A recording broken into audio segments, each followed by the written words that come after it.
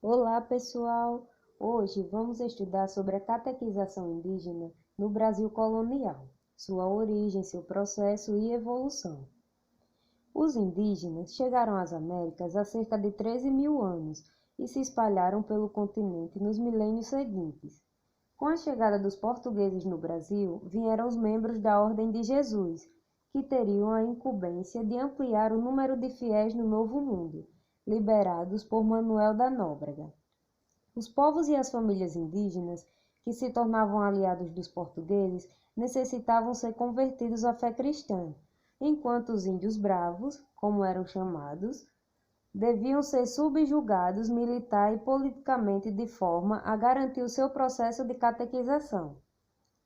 A catequização foi um movimento educativo para doutrinar e controlar os habitantes. Seus objetivos já eram voltados ao capitalismo. As práticas pedagógicas e materiais utilizados na época eram para instruir os povos a partir dos princípios religiosos. A Ordem dos Jesuítas foi criada em 1534, pelo padre Inácio de Loyola. Os jesuítas promoveram a criação das missões, onde organizavam as populações indígenas em torno de um regime que combinava trabalho e religiosidade.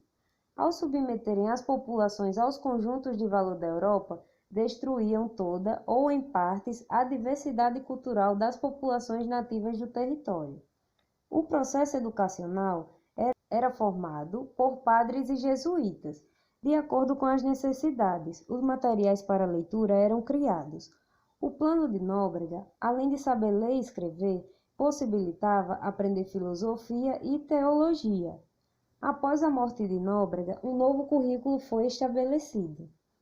Para que a catequização fosse realizada, era necessário que os indígenas aprendessem a língua portuguesa para a leitura de trechos bíblicos e o ensino da prática religiosa católica. O catecismo bilíngue em tupi e português foi um grande facilitador na comunicação dos índios e portugueses. A ideia de educação para esse momento era de atender às necessidades da colônia.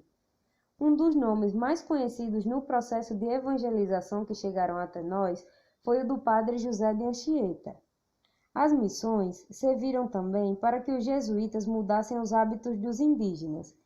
O interesse era que eles passassem a viver de acordo com a cultura europeia, que as famílias fossem nucleares, com pai, mãe e filhos do casal, que eles se fixassem em um local, porque grande parte das tribos indígenas era seminômade, vivendo em constante deslocamento, e passassem a adotar os ritmos e as disciplinas de trabalho que impunham os europeus.